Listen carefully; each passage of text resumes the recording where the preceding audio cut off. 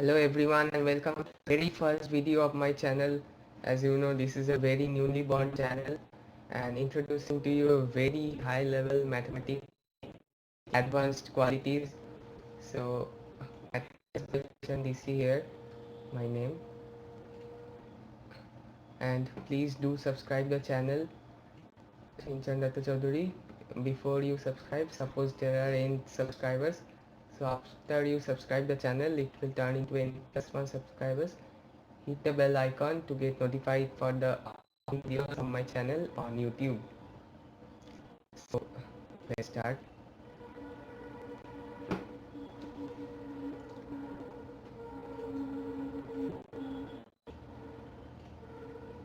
So this is my classroom on Google Classroom. Just go to Play Store and search Google Classroom in order to download the app and then join my class using this code.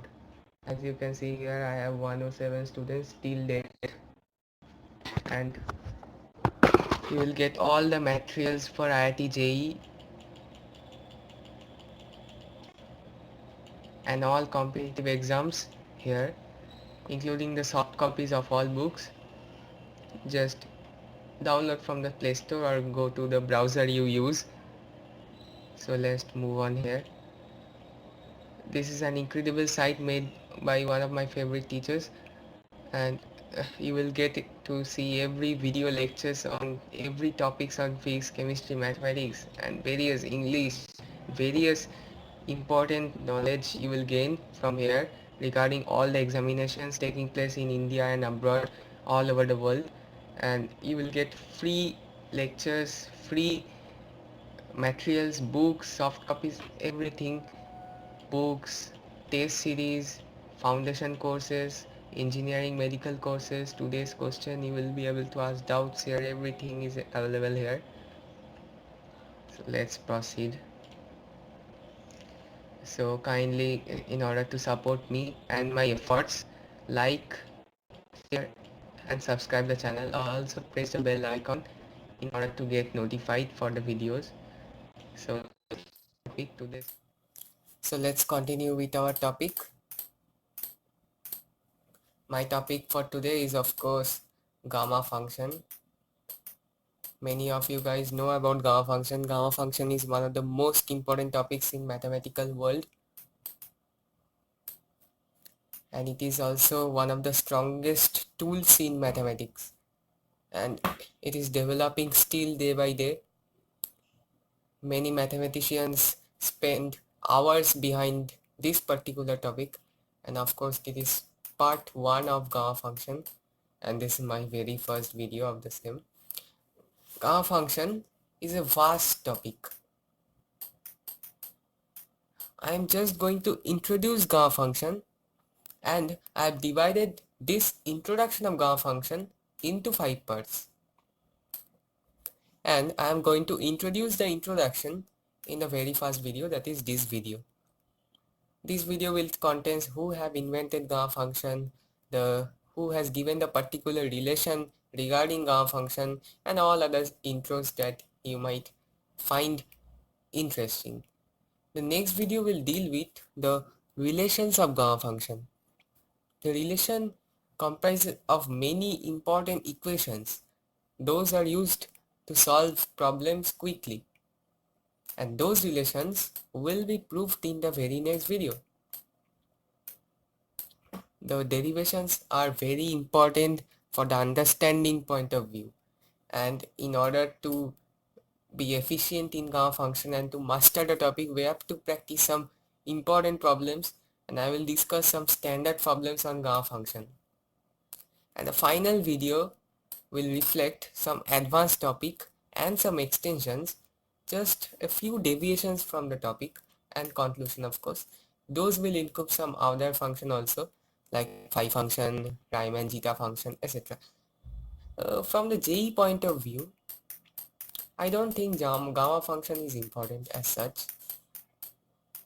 It is in order to feed your thirst for mathematics, for abroad level studies, and if you wanna grow up with a mathematical environment, then this is the best video for you. So what I planned is, you should know about this before watching the video. You should have a concept of polynomials from algebra. The series expansion are very important, especially the series of e to the power x and log x. Those can be expanded into the algebraic forms. So functions is very important, from which exponential and logarithmic function especially are the main parts of gamma function. The gamma function will play with these functions actually. So let me give an example. Log x base a is a logarithmic function to the base a. So if we replace a by e, where e is Euler's constant, it becomes the natural logarithm. And this is a very important function in the whole mathematical world. It gives rise to many problems and many solutions, and many outstanding scenarios are developed through this small function. And if this is y, and x turns out to be e to the power y, which is how you convert a logarithmic function into an exponential function. This is a logarithmic function, and this is the corresponding exponential function. And e to the power I is also a major very important function in the mathematical world. This is known as the wall of mathematics. It sticks to its value always. Either you integrate it or you differentiate it, it will remain the same. It will always remain the same. This is the most important property of the exponential functions. So you must know some concepts of graphical formations, how you can draw a graph, how we can draw a graph of fx equal to any function. You must know how to draw a graph and the transformation. Suppose you are given the graph of fx equal to, this is the graph. So you must find the graph of f of 2x, f of kx, or f of x plus alpha. You must know how to do this. These are taught in calculus mainly, and some basic concepts of coordinate geometry are also required for the same. Next, the advanced concept in functions. You must know how a function y equal to f of x varies with all values of x given in its domain. These are very important for the growth of calculus itself. Derivative is a very important topic taught in class 11th mainly. This is required in all the, most probably all the chapters of calculus, and you will need it in gamma function also. And integration is the most important part here. It is the heart of gamma function. Gamma function is born within integration. Gamma function is itself an integrating relation. We will see it later. So advanced concept I have mentioned here is very necessary here. You should know the basics, then excel the advanced in order to understand the video. And last, application of integration, which we are talking about now. Gamma function is an absolute application of integration. So this video will reflect the introduction of gamma function. So let's begin. So yes, gamma function was first introduced by Swiss mathematician Leonhard Euler. You have heard the name of Euler in this year.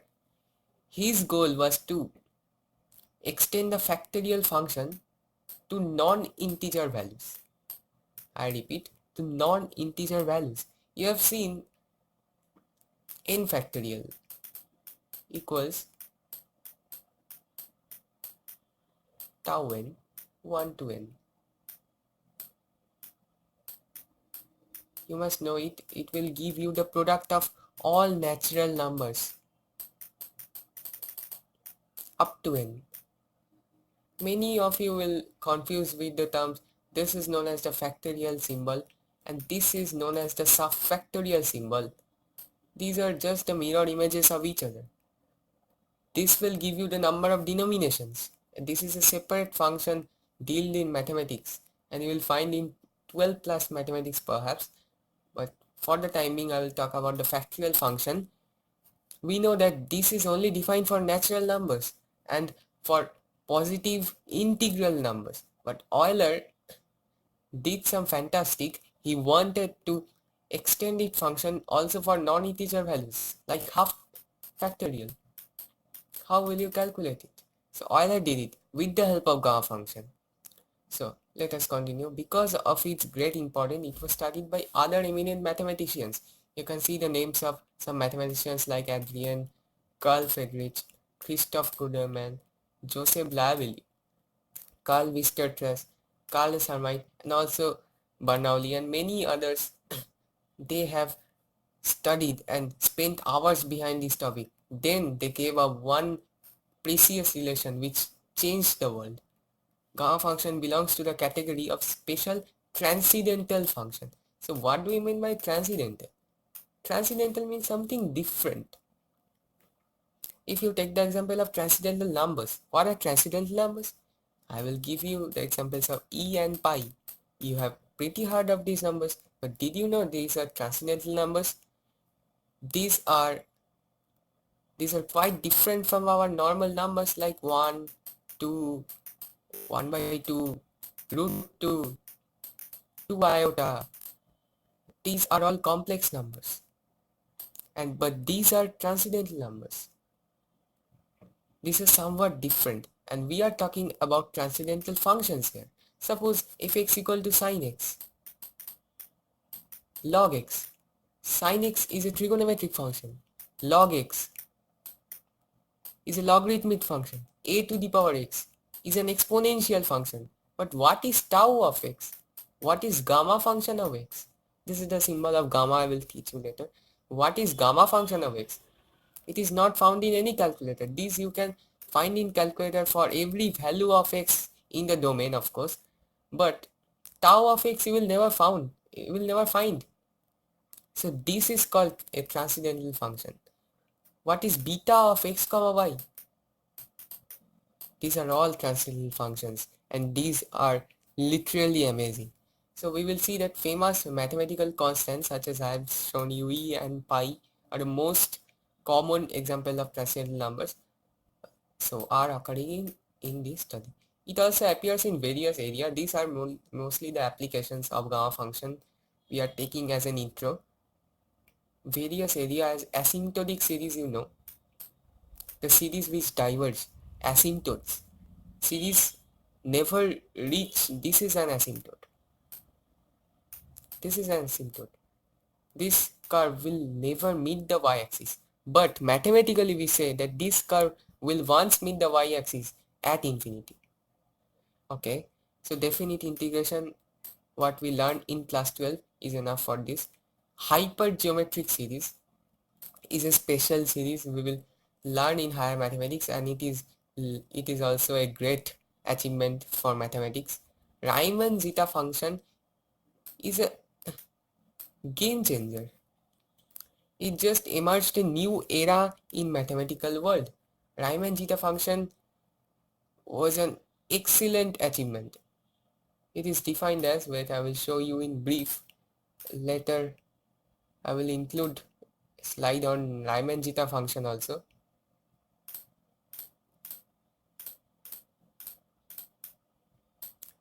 This is Riemann zeta function. It is denoted by a symbol, but to make things simpler, I am denoting it by f of x. It will give you 1 plus 1 by 2 plus 1 by 3 plus, this is a Riemann zeta function, and this is excellent. Many relations are derived, and there is also a relation between Riemann zeta function and the gamma function itself. So let's continue with our video. We will talk about Riemann zeta function later in the advanced portion, as I said.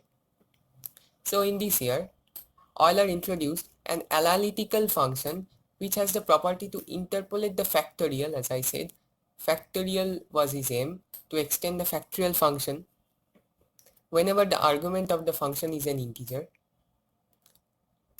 Okay, so in this date, on this date, Christian Goldbach proposed the following definition, and this is the ultimate definition of gamma function. This is tau x, known as the capital gamma symbol, you all know. Greek symbol. This is small gamma and this is capital gamma. It is a Greek symbol. These both are Greek symbols. Alpha, beta, gamma, delta are Greek symbols. Tau of x is used to represent a gamma function varying with x. So this is the main relation. This is the first definition and this is the only definition. And there is definition 2 of course, but this is the main definition. Many people say that the 0 to infinity definite integral equation is the main relation of the gamma function, but no, this is the ultimate relation. All the relation will be derived in the upcoming videos from this relation only. So this is very important relation for gamma function. So let us proceed. Gamma function represented by tau, as I said, the capital letter from Greek alphabet, is commonly used to extend the factorial function to complex number. It extends the factorial function to complex numbers. Think about it. Think about the Argand plane. The complex number are a natural beauty, of course. So it is defined for all complex number except the non-positive integers. We will talk about this in the very next slide, of course. For the time being, take this as note. Tau n equals n minus 1 factorial is defined for any positive number n. I repeat, only positive numbers are allowed. R minus not allowed. I minus not allowed here. 0 not allowed because 0 is not positive. 0 is non-negative as well as non-positive. So all non-positive numbers are excluded from the domain of n here. So let's proceed. Let's make things clearer a bit. This relation was derived by Daniel Bernoulli, and this is valid for all complex number. Let me give you an instance of what is a complex number. Complex number is nothing but a number that can be represented in the form of a plus ib. So can I tell you that every real number is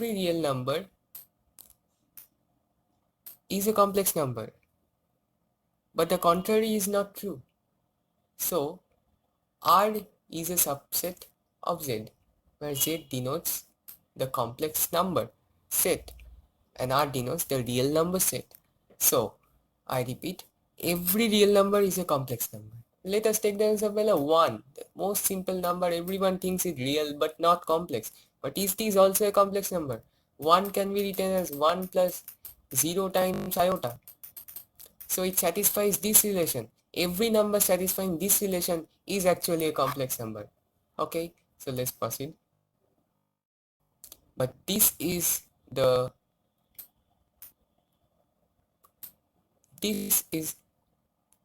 only requirement to be put in the domain of Z here. The real part of Z should be greater than 0. As I said, the complex number is represented by this. Real part of Z is A, imaginary part of Z is B. But don't say that B is imaginary. B is of course real, but as it is with the product of a imaginary quantity, so this is known as the imaginary part. This is called the real part. And A should be greater than 0 here. The real part of Z, REZ, equals A, must be greater than 0. Then only we can put A in the domain of Z. Then only this function, this equation is satisfied. It was also a great achievement by Bernoulli. And we will prove it. As I said, that is the only definition. We saw it in this slide. This is the only relation of gamma function. This is the definition 1 and this is the ultimate definition. All others are the branches of that definition, and I will prove this later. Gamma function then is defined as an analytical continuation of this integral function. This is an integral function, of course, to a meromorphic function that is holomorphic in the whole complex plane. We are talking about the Argand plane here. Argand plane, as you all know, this is the Argand plane. This is the real axis. This is the imaginary axis. real numbers will lie on this, and I mean purely real numbers will lie on real axis, and purely imaginary numbers will lie on imaginary axis like x and y axis. These also are two axes given in the Argand plane. Like the Cartesian plane, this is also a plane, but complex numbers will lie somewhere here, here, here, all the quadrants, depending on the sign of A and B, of course, here. And we can calculate the magnitude also by calculating the distance from origin. We are going to a different topic there. Complex number is a very beautiful topic taught in 11th mathematics. So let's come back here. Complex plane except non-positive integers, of course, that is the only criteria required to be in the domain of Z here. The non-positive integers are not allowed. They are not given entry in the domain set. So I missed out one here. Positively is defined as via a. The Bernoulli defined this function via a convergent improper integral. So this is a convergent integral. We are not talking about divergent integrals here. Divergent integrals cannot be calculated at all. So this is a convergent integral, and a beautiful integral given by Bernoulli. So I hope you have understand this till this. So we have come to the end of the slides and perhaps the end of the video itself, my first video. I hope you all have enjoyed it. So I request you to like it, share it with everyone you want, subscribe it. So share in order to increase the subscriber amount fast, and also press the bell icon in order to get notified for the upcoming videos. This was my first video on YouTube, first video in my life, first video in front of the screen, and I'm a bit nervous for the same. So if you find any fault in my teaching, feel free to contact me, and I will definitely reply you as soon as possible. Check the description, it will be of many helpful. The notes, the PDF will be uploaded soon. Thank you and have a very nice day.